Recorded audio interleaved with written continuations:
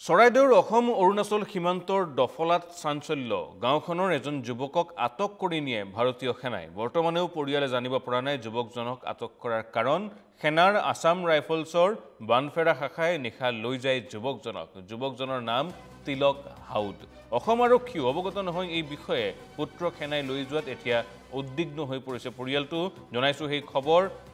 এজন যুৱকক ভাৰতীয় সেনাই আটক কৰি লৈ যোৱা কেন্দ্ৰ কৰি চৰাইদেউ সীমান্তত চাঞ্চল্যৰ সৃষ্টি হৈছে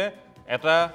পৰিয়ালৰ এজন যুৱকক চৰাইদেউৰ অসম অৰুণাচল সীমান্তৰ দফলাৰ পৰা গাঁৱৰ ঘৰৰ পৰা আৰক্ষীয়ে অৱগত নকৰাকৈ ভাৰতীয় সেনাই উঠাই নিয়াৰ অভিযোগ উত্থাপন হৈছে আৰু তাৰ পিছতে এতিয়া অঞ্চলটোত চাঞ্চল্যৰ সৃষ্টি হৈছে যুৱকজনক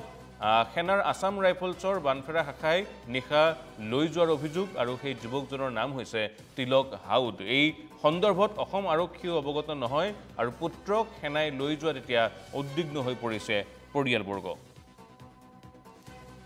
সবিশেষ জানিম এই মুহূৰ্তত আমি যাব বিচাৰিছোঁ সেই অঞ্চলটোলৈ য'ত উপস্থিত আছে আমাৰ সাংবাদিক নৱদীপ বৰুৱা পোনে আহিছে নৱদীপৰ ওচৰলৈ নৱদীপ কি পৰিৱেশ ঘটনাক্ৰম কি আৰক্ষীৰ হাতলৈ কিবা খবৰ আহিছে নেকি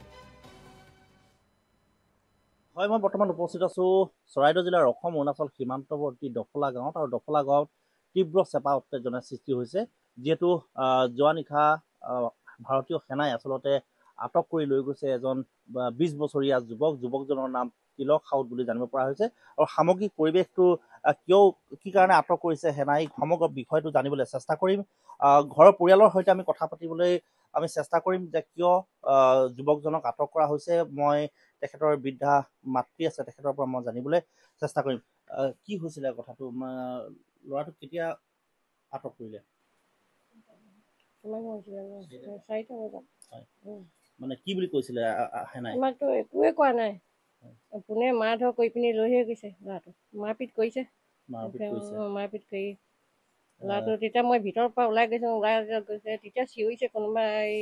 মাত দিছে ল'ৰাটো মাৰিলে পেলাই দিলে বুলি কৈছে তেতিয়া মই বিহুচ হৈ গ'লো মানুহজনী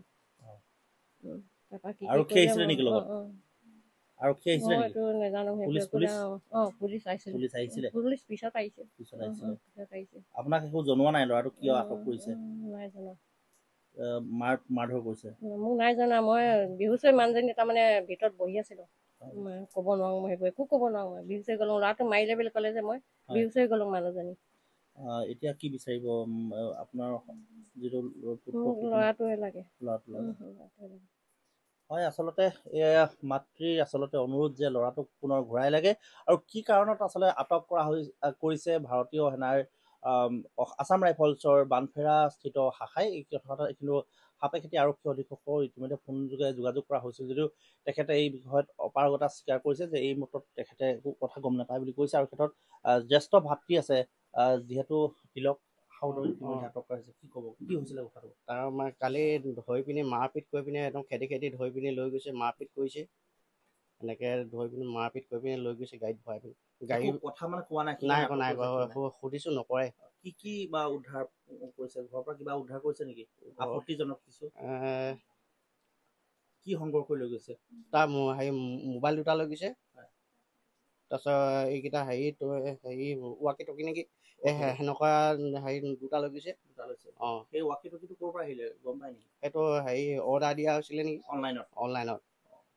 সেইকেইটাও সংগ্ৰহ কৰি লৈ গৈছে চব লৈ গৈছে মুঠতে তাত টৰ্চ লৈকে ঘৰৰ পৰা চব লৈ গৈছে ঘৰত গোটেই ভাঙি চিঙি হেদাই কৰিছে চব বাকচ চাকচ চব খুলি মেলি হেদাই কৰিছে চব দলিয়াইছে কালি নিয়ম কৈছিলে সেইবোৰ চব দলিয়ালে হয় সেনাৰ বিভীষিকা যেন পুনৰবাৰ প্ৰাণ পাই উঠিছে ক'ব লাগিব আৰু এই বিভীষিকাৰ আচলতে পুনৰ সূচনা হৈছে বুলি ক'ব লাগিব অসম অৰুণাচল সীমান্তৱৰ্তী দফলা সৃষ্টি হৈছে তীব্ৰ চেপা উত্তেজনা আচলতে জানিব পৰা হোৱা নাই মুহূৰ্ত